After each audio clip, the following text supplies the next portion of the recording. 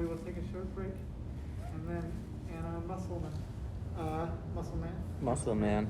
will show a short film and perform. Aside from thanks you all for being here, and also my glasses are fogging up. That is all I will say for this. This is hopefully the first of a series of events that Lewis will organize.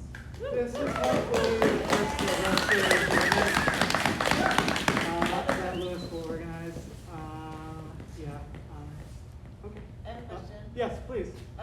If my friend's younger brother wants to watch it on live stream, how do I find that? Good question. It's on our website, okno.one, O-N-E, and twitch.tv/okno1stream. But this time the one is a number. Okay.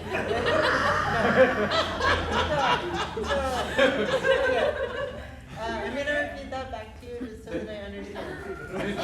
Can you just give me one option? Yeah, the easiest is okno.one.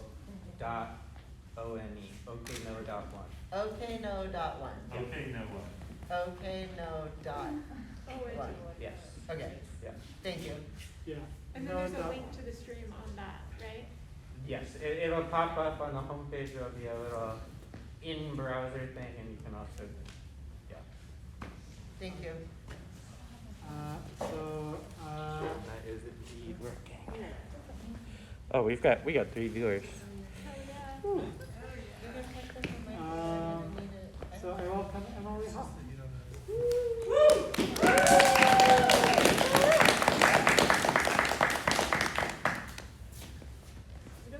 I'm going to take this off just Yes. while I'm reading. Yeah.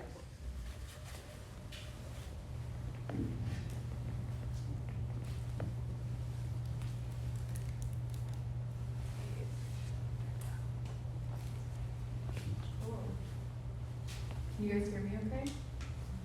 Yeah. Okay, great. Well, thank you everyone for coming, and thank you, Lewis, for inviting me. I'm going to read kind of weird prose thing that I've been working on. And it's just the beginning of something, so then I'm going to read a couple poems after to give something the shape of completion. And I know it's like kind of in bad taste maybe to like go up to a writer and say what you think should happen next in their story, but I would definitely solicit that exact kind of feedback if anyone has any feelings in that direction. Okay.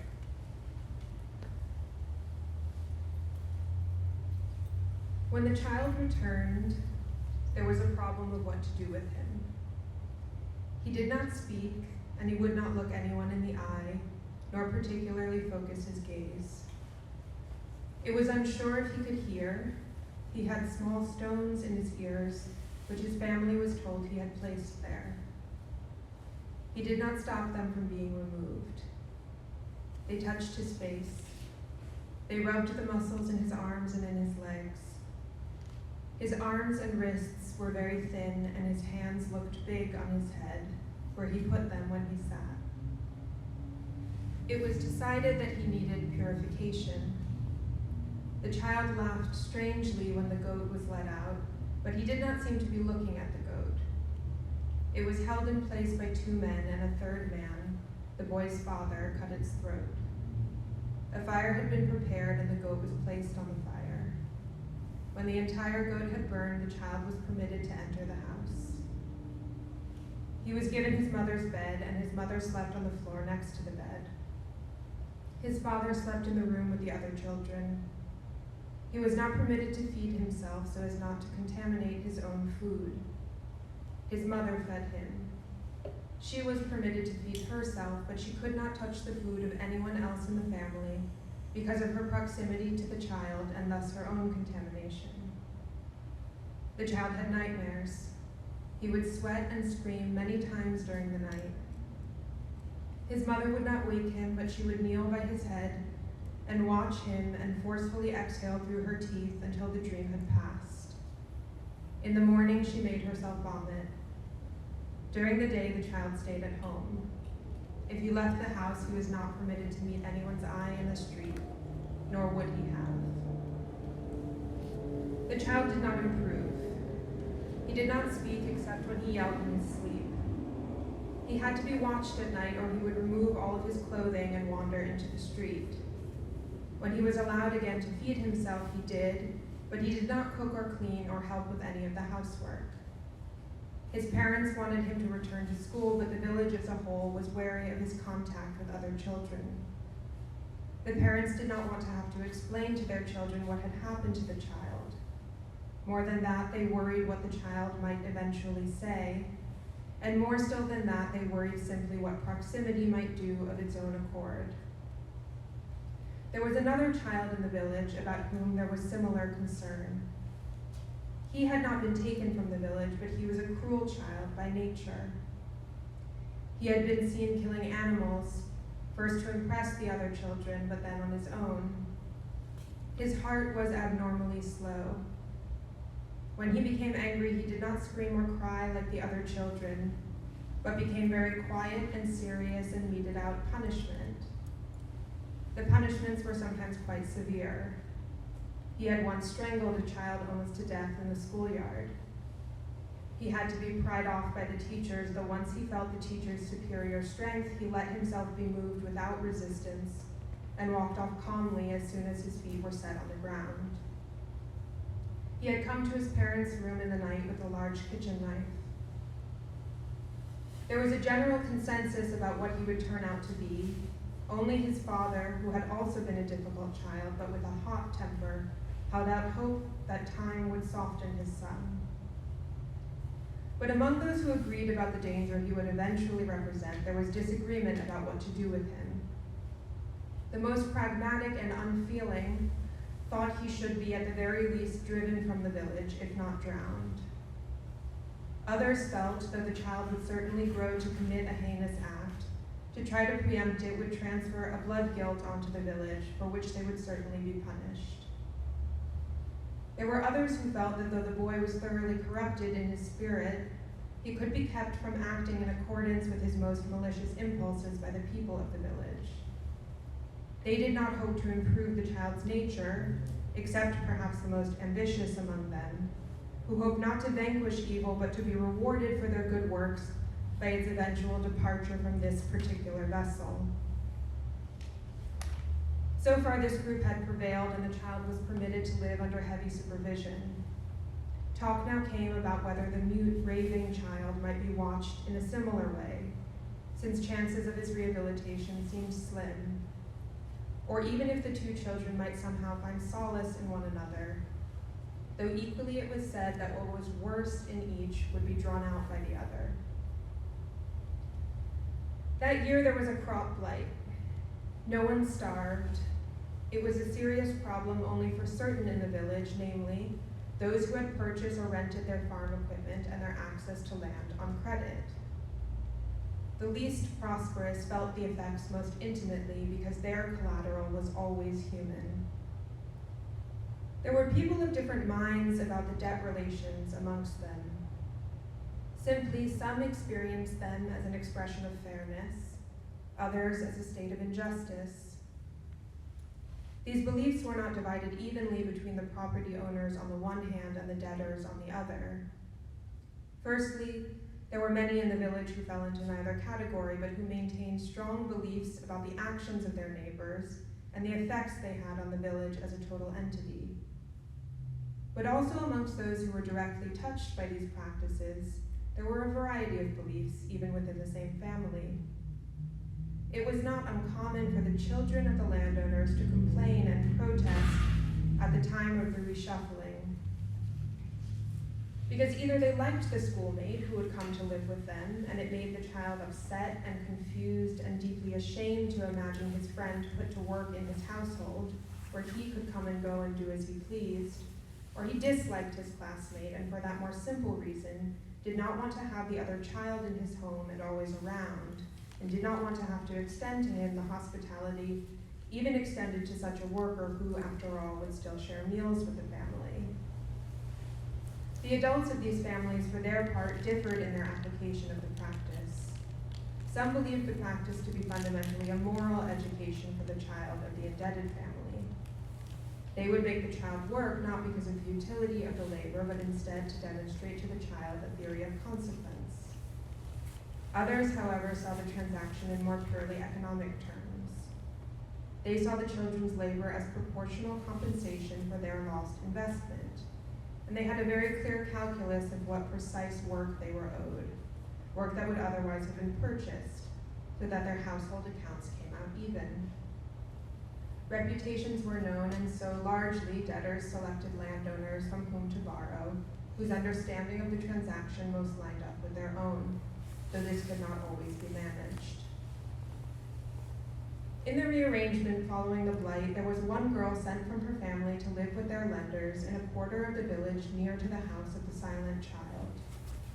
These owners had a reputation for fairness, reasonable expectations, cordiality, and a fair degree of independence for their working children.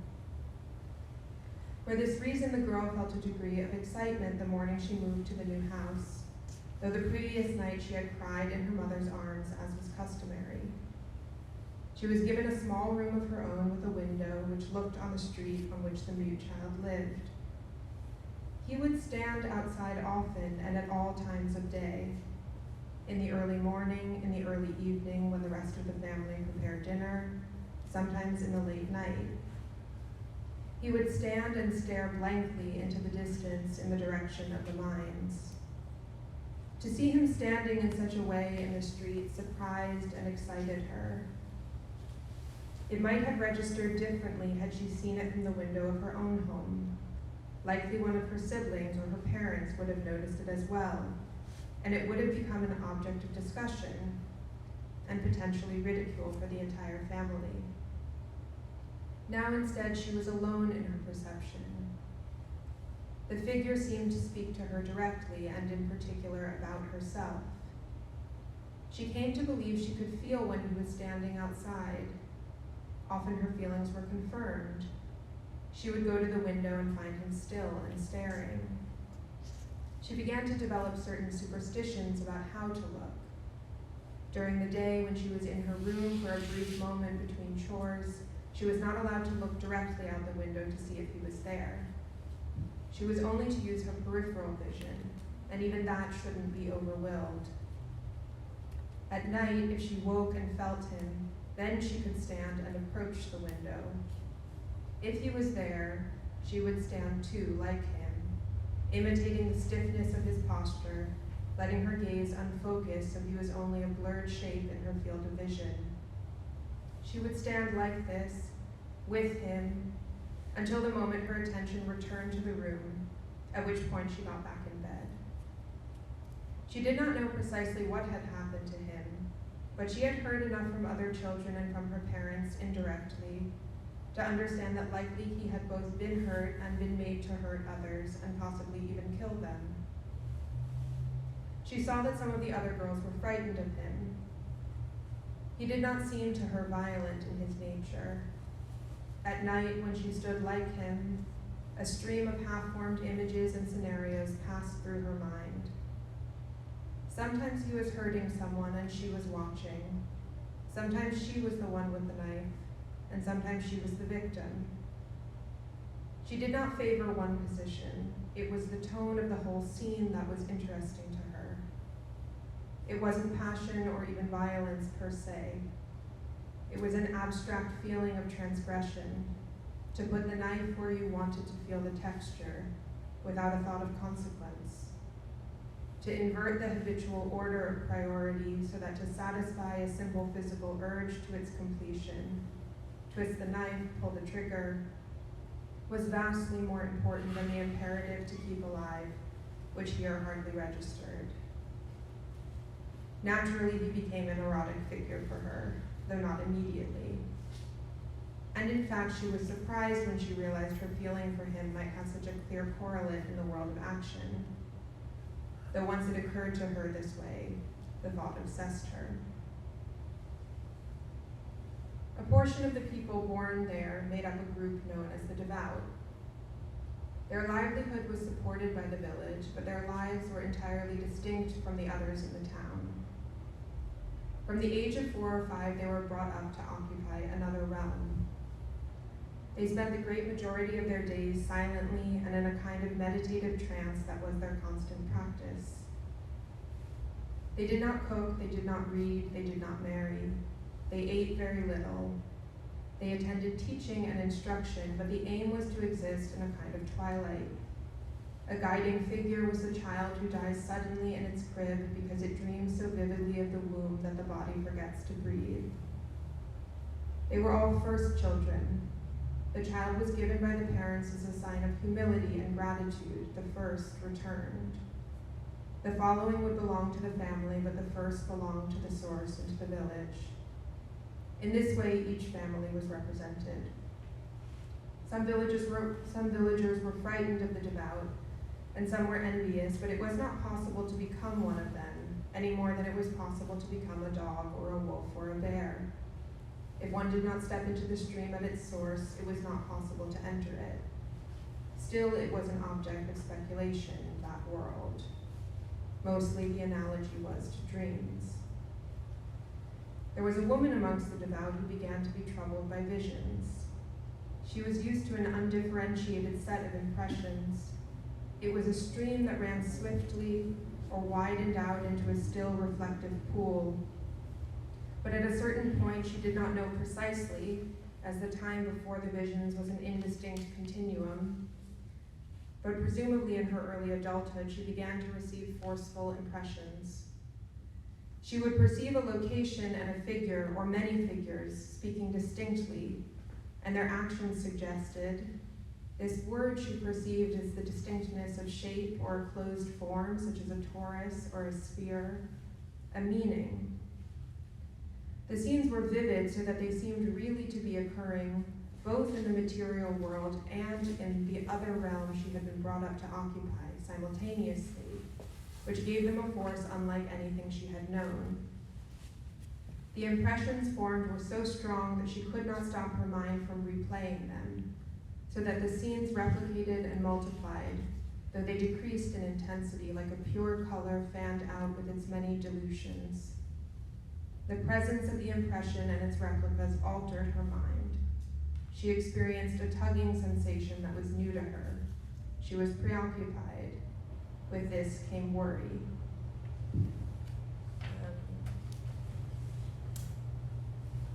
Okay, cool. So that was the prose piece. And now I'm just going to read thank you.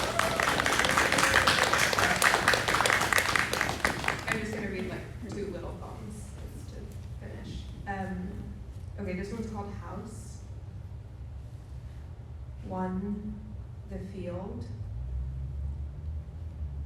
These were the images of well-being. A threshed field opened to the sky, a small red throne room with its empty red throne, the brightness of the field making me squint, and in the throne room, a diagonal stripe of light on the velvet ground, so the view must have been through a crack in the door. So I was there, in the field, outside the hushed room, though not bewildered. 2, house. Think of the boarded up shed. Who's inside, seeing the bars of light, the flies and dust changing places, the field dry, the shed pulsing slightly with consciousness. You march over and tear the boards off the window. You weren't wrong. It is a little girl. She's got on faded orange bathing suit bottoms. On top, nothing. Her torso stretched over the loom of her ribs.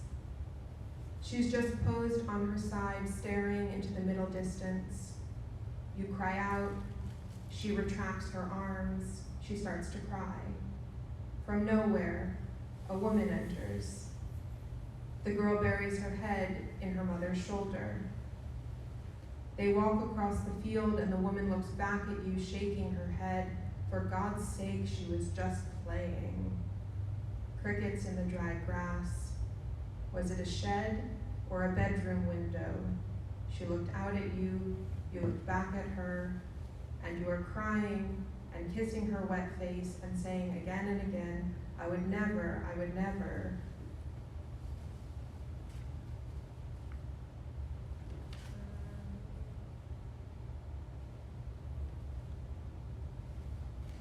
Okay, last one. This is called Audition. 1. My imperious teacher said, how can the text disallow the reading our colleague just proposed?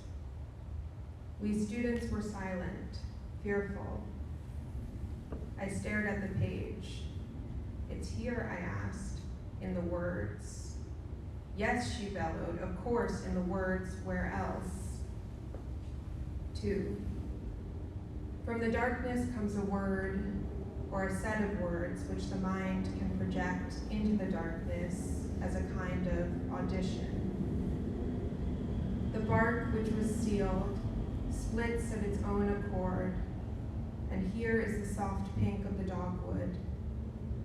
The rain makes the petals translucent, like a silk shift, then they disappear.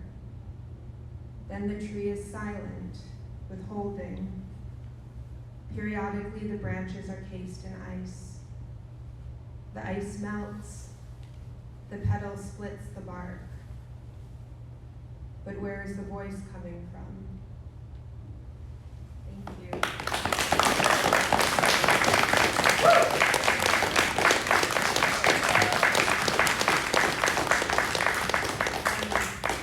And now Cody, I think.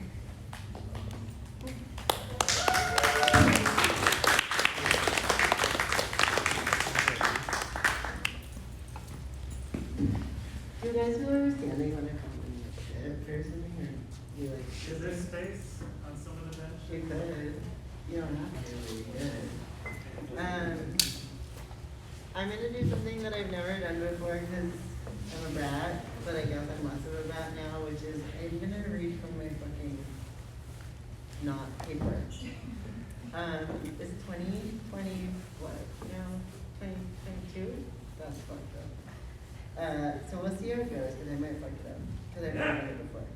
Oh, that's not my bad. I also don't know how to use this. Okay, well, hi everyone. Thank you for having me, and thank you, Louis, especially for extending the invitation. Oh, I could do this. And also for reaching across our tentative state borders to maybe try to foster some more community between Northwest Arkansas and Oklahoma, which would be, I think, excellent all around. Yeah, so thank you all for coming out in the horrible, cold, brutal, miserable world. Late January, which isn't even gonna be nice anytime soon. I'm sorry. I'm gonna read one poem and then one poem that's 3 poems from my last book, Ozark Triptych, which has a really pretty cover. That's my favorite thing about it. So I didn't know it was pretty shiny, so I was like, oh, this is awesome. And then I'm gonna read 2 from this next sort of like sci-fi project, and then 1 sort of overly narrative, emotional poem from a different project. And that's that. So thank you for being here. Sorry if I break the spine of the book I'm giving you. Orchestrophe. An ordinary error placed me here. Hold on. I think I probably look stupid in my hat, so I need to go. You look great. Thank you. In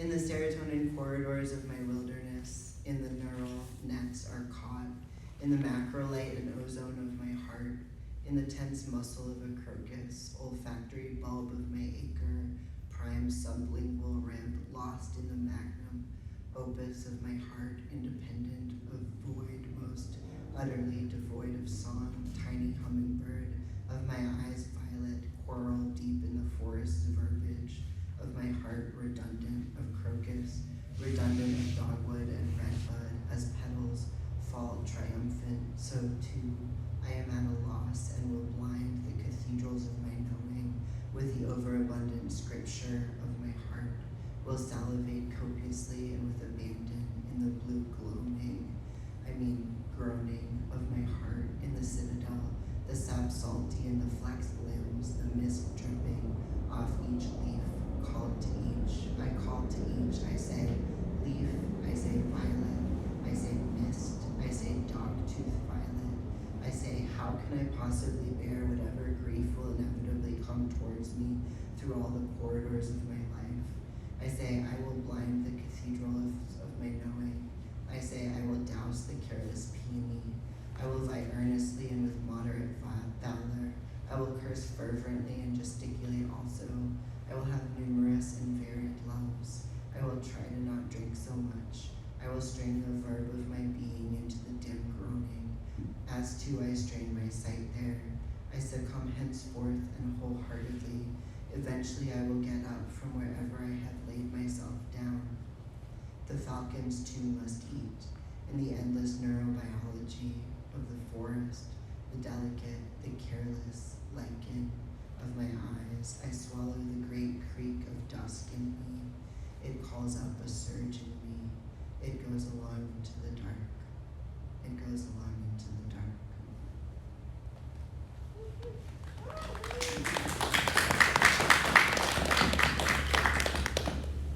Gave a banquet unto the sorrow of it. Quote, insofar as my hand knows hardness or softness, and my gaze knows the moon's light, certain ways the outside has of invading us, and certain ways we have of meeting this invasion. Merleau-Ponty. Quote, the bifurcation of the sensory organs indicates that this body is a form destined to the world, a sort of open circuit that completes itself only in things, in others, in the encompassing earth. David Abrams, The Spell of Disinterest, which is sort of important. Idolatry of the verge, crest of an echo, solipsism of the void, sweet root, flesh of the root, hassle of sun, communion of Jupiter, liturgy of geese and lakes, the river of silence as of a river of light, where you relate to your own baptism, naked by the highway, 1,000,000 miles from the center of the earth. Paradigm of objects in motion, declension of the verb to be, dripping. Come unto me, archangel of the lonesome earth, the vultures raising off the body in slow motion, the heat from the engine still hot under me. I cannot single-handedly baptize the whole wilderness. I will start with this river. And who will prepare the way before me, Son of Man, glistening in the green waters? We are inextricable from the DNA of the world around us, our senses commingled with the sense, quote, without which there would be no possibility of experience. Listen, I'm trying to tell you something, even though I can't hear myself above the ringing darkness. The stars, mastiffs, and echoes count me among your numberless eons of seed, acres of permission, parallax of clover, axle of rhyme upon skin, orbit of pure need. Mars is cresting the southeastern horizon like a little bitch chasing his shadow. Love is not a harbor. There is no such thing as a gift. The magnolias are still blooming in Ozark. The dam, the river, the vision of it seethe. Quote, damn near put a hurt on me, in me. Thick with foam, riddled with gesture, opiate of form, the body stunning, quote, had a good spawn there. Quote, I've fished with minnows smaller than these.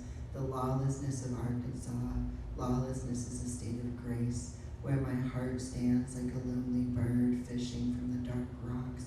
Unclench the great dam, O Arkansas of my soul, untriumphant this night. Line of white egrets along the writhing edge where the water rears up. Was it fear that kept you? How did you know how to hold back the flood?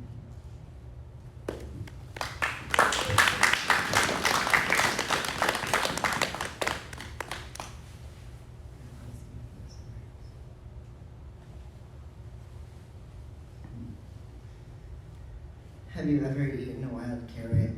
Don't talk to me about Eden. Habitable planet, start from scratch, scratching what can you make round, make whole, furrow, roll, roll, what net those fingers weave. You can't even tie a knot, not that glowing net of fish to catch some math. Stop. The path is not just steep, it is insurmountable, sir. Do you mount? Do you jest? This planet rides its rocks round the sun. Start with raw materials, make an outlet. Google how to kill a fish, how to catch and kill a fish with just your hands. The hieroglyphs will wait for you, I guess. I catch a clutch of eggs, hatch pearls, Plato's grand Lascaux, sift cliff from cliff, the spines from things. Can you even sit back on your haunches, legs, and wait all day? Can you for once be silent with all your goddamn thoughts, like a rock? Soft feet, soft heart, soft brain. Remain, remain, remain. Big text, garden lust, but a garden is a furrowed thing, a brain. Rocks and rocks and rocks remain. Chicken scratch of dirt, letters on a page. Interpret this. Tilt of earth, biodome. One tool to get it started. A purse for all that dirt. The interlocking gears to rule them all. Have you got that far? Or do you still collect the tiny hard and bitter fruits for your flat and delicate teeth? One animal on a spire of the mind, forget. With just your hands, forget. To plow the muscles back, delicate intellect, ouch. The thistle scorns whatever God you choose, it hurts. Your hands, your artichoke, stop. What can you yourself thresh? I haven't met a poet yet who wouldn't be a liability in an apocalypse or before the fall from wilderness to world. Go take a shower.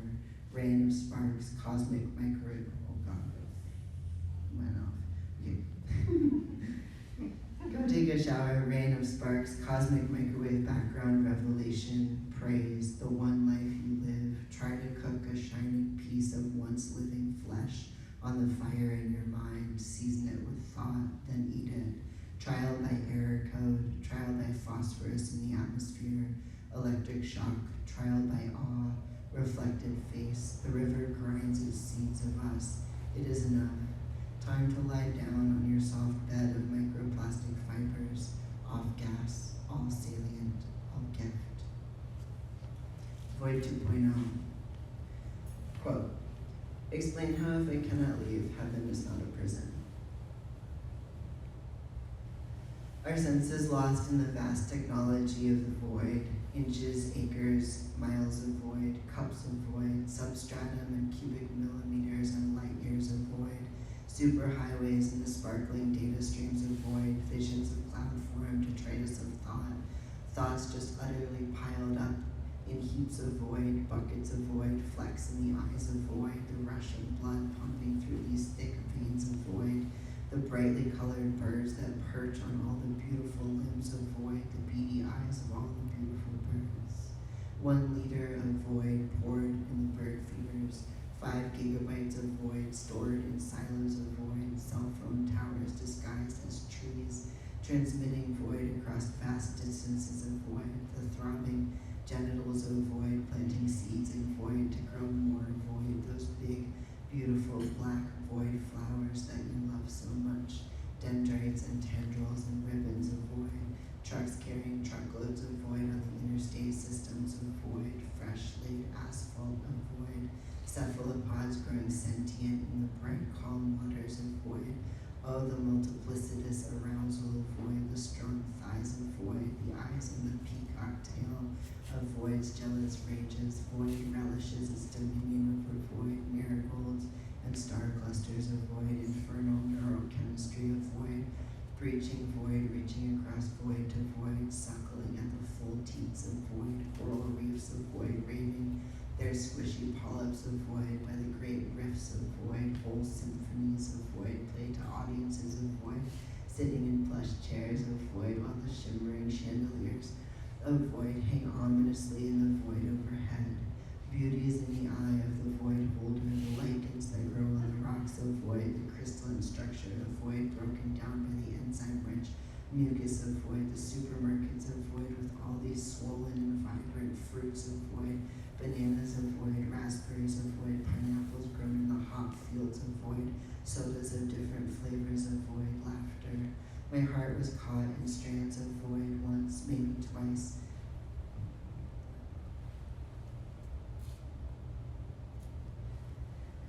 Standing in the Walmart of void, I'm not ashamed to admit it. Glowing gases streaming out from the sun of void, driving around in cars of void, the audacity of love-making, streams and rivers and fjords of void. We are all gondoliers of void, singing as we paddle the frothy waterways of void, scrolling on our phones of void, internet and cathedrals of void where God casts his void down. People playing trumpets of void and dancing, void ejaculates into void, void replicates excessively in the genome of void, void gives birth to void and sets void afloat in a reed basket of void towards some great and shining voidtropolis. The stars wheel in the void overhead, the ponies graze in the bright pastures of void, all the sewers of void empty into the sea. For every worm beneath the moon, quote. This is the last one, but it's long and I'm sorry. For every worm beneath the moon draws different threads, and late and soon spins, toiling out his own cocoon. Tennyson, I think. You can just say anything. You can just say whatever. Dire horizontal tilt of earth, yell to me your name. How do I get ripped.com? Something, something, something song. When you are tired. When the day has done you wrong, tired buzzard, tired frog, tired impatient little dog. Where is the salvation in my heart? Salvo of heaven's rock-hard missiles, cicada drumbeat, rhythm and roll them, then globe of us rocking, going along, seasons of rain and sweat and fog and raining things down, the endless log of things to forget and write out again next spring, dictator of rhyme, putrescent molecule of soul, unceasing, unflinching, unforgiving goose-step of time. Oh, the heat death of the universe. Oh, the rose that grows from lows. Let us arise and go now. Lover of mercy, choke me. Lover of mimicry, try this. The grackles descend on the barest of trees, launching their inimitable laughter at us. At us, at us, at us, at us. All of us gathered at the eastern gate. Greet the day, hello day, then again, about face, and off we go again, marching west, all together now, then bow, and let it go.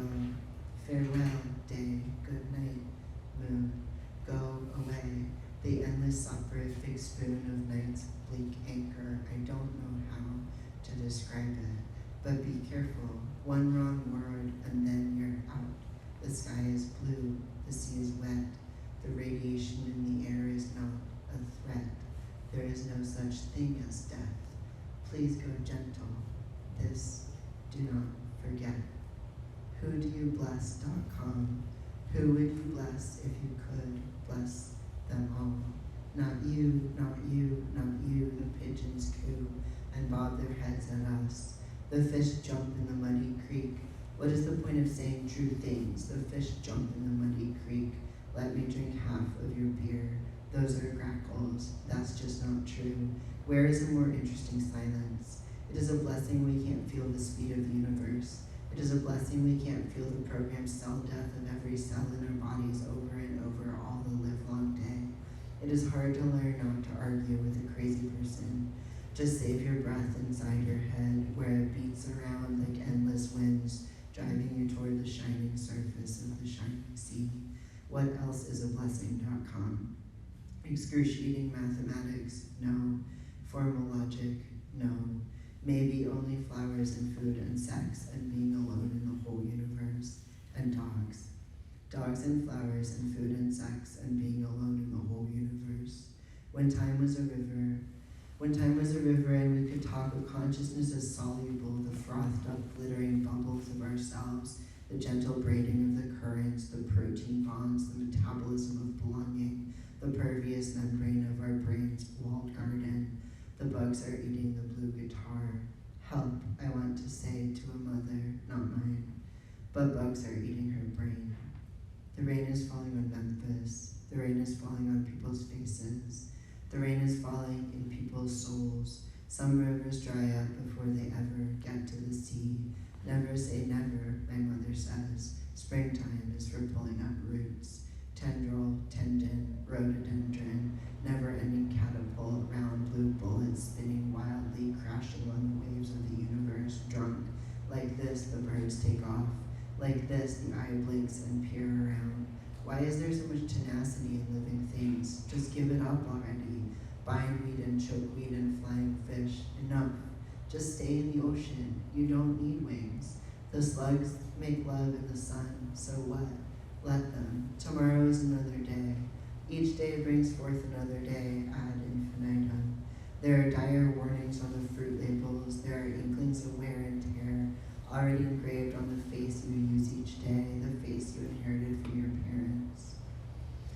The face, the lifts, the forgetting. I do not care how many lists of birds you know, or how you spend your small allotted time in the cursive symbol of the sun. You can't know everything, so what's the point? Eventually this will all be either dust or nuclear dust, and a lone record in space of people singing. And I would even erase their names too, whatever. One feather would do it more than we could ever could. May sorrow bless the core, the pit, the bitter pith, numb morning, grim with morning's grime and grief, the stirring leaves of the first and foremost stirrings of my spring. Relief rolls over like a dog stretching out its tongue. We are coextant with the existence of the world, and death is in all things. Quote, that to begin implies to end, writes Tennyson, who is dead. My mother isn't dead. The sea is loud and full of viciousness. The strings that tie us to the sun constrict. Time's unfurled flowers hang their raggedy heads like this. Where is the nearest cliff.com? To throw yourself at the ground and miss, writes Douglas Adams. A molecule of salt brine inside a fatty membrane, oil drop that shines on the shining surface of the sea, having feelings, thinking thoughts, moaning slightly, fermenting matter into other matter. These metabolic processes respirating back and forth with the living earth. It's all too much. Too much time was made too soon, just all at once like that. One big bang, and then we're off. A drop in the bucket, the river of the seasons of the sea. Please go gently into the river of the seasons of the sea. Now the cascading cicadas clamber in our cells, may deafen us. Fat drops of rain like grapes, fuck God's ticking clocks. The eyeballs are the eyeballs of the soul. Malicious heaven, sun of shining vitriol. The song is made wretched by the singing. How heavy is the sun.com? Do you even lift, bro? Let us go then, you and I. Oh, shake it off.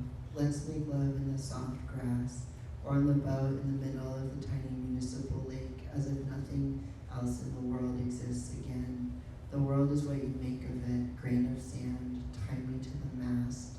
There is no grief below the dam, so let's go catch some white bass below the dam and pretend all eyes are the eyes of the dead.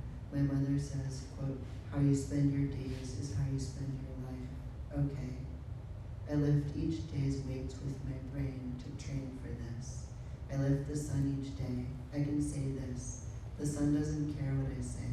Have we made a good world, a better, more beautiful world for us? Have we sat beside the pond at dusk and done more than mindlessly scroll the seasons past? I have climbed the Matterhorn, my stepdad wrote, before he died. No offense. He was wonderful, but who cares? I have sat beside the summer river dry, except in places, drank a beer, appreciated things in my life. Is that enough? To know the weather, try to be good enough. The luxury of my inherited life, the surprise of being born at all, and a human being at that. I do not hate it here. Things grow, and I'm sad a lot, and my lover is an idiot, but so am I. The boat turns on the lake in circles after the engine died, like this, and held us there in the middle of the lake. Some part of us is still there, spinning in circles in the middle of the lake before dawn. I am not good enough. I will not cut her orange slices just so. I will not survive the violence of the universe. Just go. Take your 5 good memories and go. I hear the orange slices are sliced just right somewhere else. What if we stopped lifting up the sun tomorrow, a day of rest for all of us? We will call it Sunday.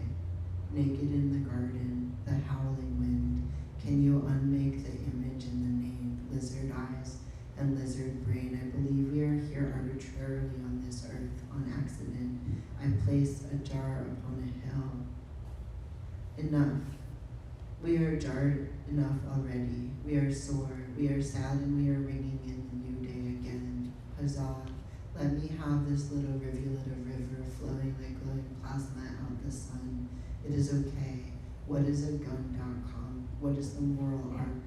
I start the engine in myself by myself each day. The cells in my body respond to pain like every other organism, all the way back to the first. It's you or me, but one of us has got to go. Who cooks for you? The owls call. Our 2 dogs bark at the hoot owls over the hill. Go get 'em, we say. We know the owls fly. Who cooks for you? Who cooks for you? The owls cry. What would I not do for someone I love? What would I do? What would I not do? What would I not do for someone I don't know what? Pick me up and take me to the river. Everything sucks. Drive me in your truck with our 2 dogs in the back, even though my mother isn't dead and I have phone calls to make. Let's go back to the green river with water like muscles of light. The prayers go along down the river. The braided helix of light goes along down the river. Everything is blessed and cold and merciless in the green light of the river, which will never ever reach the sea.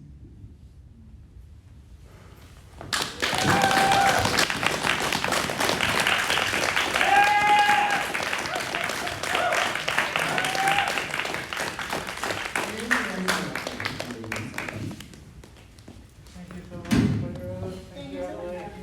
That's so beautiful. I suggest we take a break of 7.5 minutes. 7.5 minutes tech break, and then we have a performance by Angela.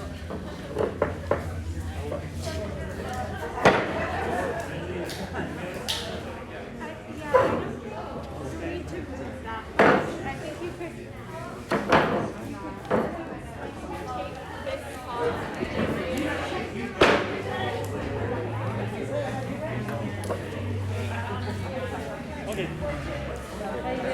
Good, how are you doing? Oh shit. I